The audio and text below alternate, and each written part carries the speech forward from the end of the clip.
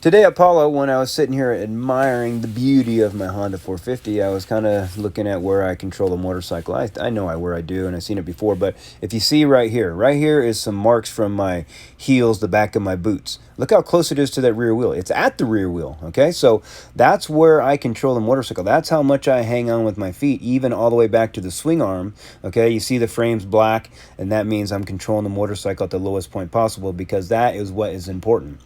Look, my feet are at the lowest point possible from bike to ground, closest to the rear wheel. That's controlling 90% of the motorcycle, where 90% of your crashes come from and 90% of your mistakes come from. Just like today at the National, what was the most important part? Keeping that rear end straight, keeping forward momentum, and trying to get as much traction as you could, but there wasn't. But that's where you control the motorcycle. So as you see, I am flat-footed. I weigh 180 pounds. I just put back 180 pounds back to my rear wheel. Okay?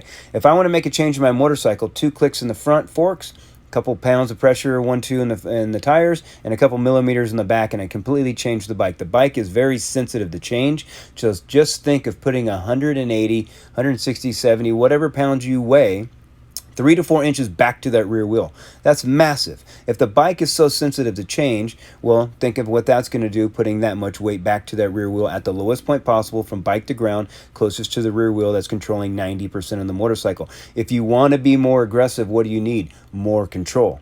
How do you get more control? With your feet. The more control you have, the more aggressive you can be. Okay? The other thing in motocross is forward momentum, constant momentum. Stefan Evert's only concern was rear wheel traction. He was a master. Okay? So remember, get back 3 or 4 inches on your feet. Bring that weight back, lower body, but weight to that rear wheel, and you'll be amazed at how much more traction you have, how much more control you have, how much more aggressive you can be. And being on your toes, you're going to be so much more efficient on the motorcycle because the first point of contact from bike to ground is movement. First point of contact from body to bike should be movement, and that's at the feet. So bring your feet back 3 or 4 inches, and you will be amazed at how much more control and how much more aggressive you can be.